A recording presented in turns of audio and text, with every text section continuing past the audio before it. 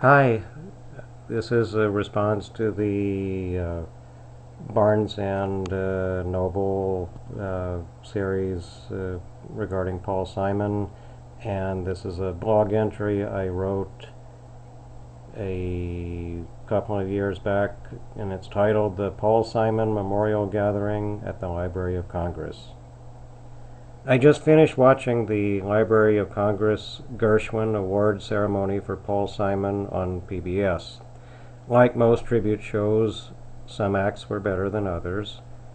My favorite performances included Alison Krauss's version of Graceland, Lyle Lovett's That Was Your Mother, Jessie Dixon and a female backup vocalist doing a Gone at Last duet superior to the Simon Phoebe Snow original on Still Crazy After All These Years, and Simon and Ladysmith Black Mambazo doing a reasonably enthusiastic version of Diamonds on the Soles of Her Shoes.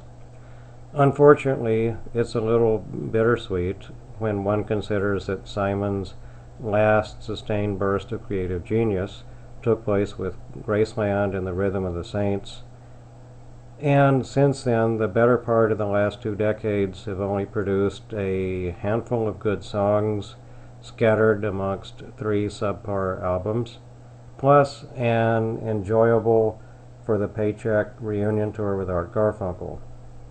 Out of charity, I'll not rehash the controversy over Simon's attempt to conquer musical theater, i.e., the Cape Man, which consumed much of his time and creative energy in the 90s. But the Gershwin Library of Congress Award is probably a good thing for Simon. He doesn't have to go out on tour. Yet another Warner Brothers released Best Of compilation came out, The Essential Paul Simon on 2 discs. And the press he's been doing, plus the PBS special, will stimulate sales of his solo back catalog. Maybe the adulation might nudge Simon into actually trying to reach out to his devoted fan base again. And we all know he's cranky about having to sweat to be commercial and be part of the marketplace, something he pretty much gave up after the successful duo of Graceland and Saints, and write a whole album of songs that can stand proudly alongside his best solo work from the period of 1972 to 1990.